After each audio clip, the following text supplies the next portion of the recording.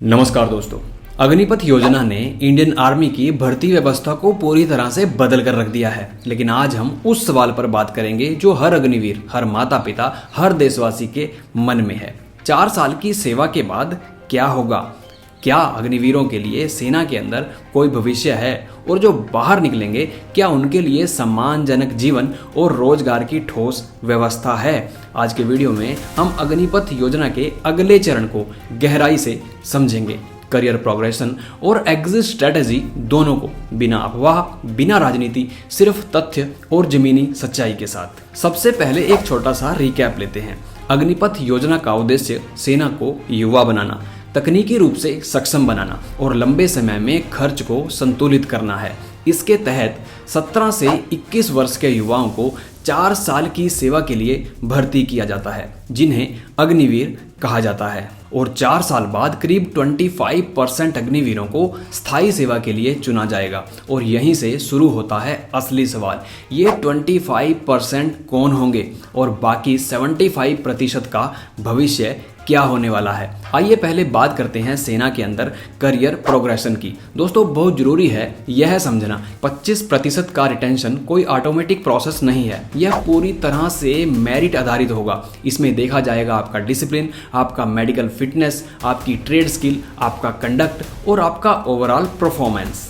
और जो अग्निवीर इस रिटेंशन में चुने जाएंगे वे रेगुलर कैडर का हिस्सा बनेंगे। उनका करियर पथ ठीक वैसा ही होगा जैसा एक नॉर्मल सैनिक का होता है। उन्हें प्रमोशन के मौके मिलेंगे, कोर्सेज मिलेंगे और समय पूरा होने पर पेंशन का अधिकार भी मिलेगा। दोस्तों, खास बात यह है कि टेक्निकल और हाई स्किल ट्रेड्स में रिटेंशन की संभावना सबसे ज्यादा मानी जा रही है, क्योंकि भविष्य की सेना सिर्फ ताकत नहीं बल्कि तकनीक, ड्रोन, साइबर और सिस्टम ऑपरेशन पर आधारित होने वाली है। अब बात करेंगे उन 75% अग्निवीरों की जो 4 साल बाद सेवा से बाहर आएंगे।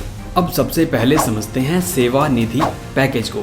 4 साल की सेवा पूरी करने पर अग्निवीर को सरकार और स्वयं के योगदान से बना एक टैक्स फ्री फंड मिलेगा। यह पैसा एक नई शुरुआत करने के लिए है, लेकिन यह पेंशन नहीं है। अब सवाल उठता है कि 4 साल की सेना की ट्रेनिंग के बाद अग्निवीर जाएगा कहाँ? सरकार का दावा है कि सीएपीएफ, स्टेट पुलिस और अन्य सुरक्षा बलों में अग्निवीरों को प्राथमिकता दी जाएगी। बीएसएफ में तो 50% का आरक्षण भी तय कर दिया गया है। इसके अलावा प्राइवेट सेक्टर में लॉजिस्टिक, सिक्योरिटी, इंडस्ट्रियल सेफ्टी और टेक्निकल फील्ड्स में अवसर देने की बात कही गई है। अग्निवीरों को स्किल सर्टिफिकेट भी दिए जाएंगे ताकि वे नेशनल स्किल फ्रेमवर्क से जुड़ सकें। लेकिन दोस्तों, यहाँ एक सच्चाई भी समझना बहुत जरूरी है।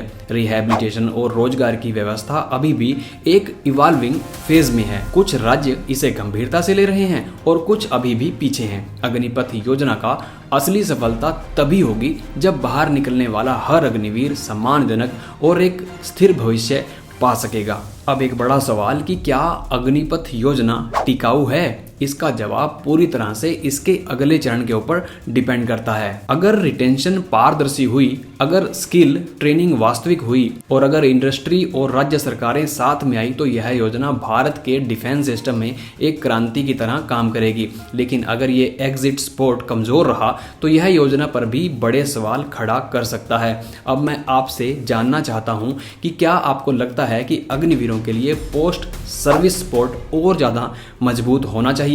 दोस्तों, आपकी राय कमेंट में जरूर बताइए। वीडियो उपयोगी लगी हो तो शेयर कीजिए और ऐसे ही गंभीर डिफेंस विषयों के लिए चैनल को सब्सक्राइब कर लीजिए। मिलते हैं किसी नए वीडियो में, तब तक जय हिंद।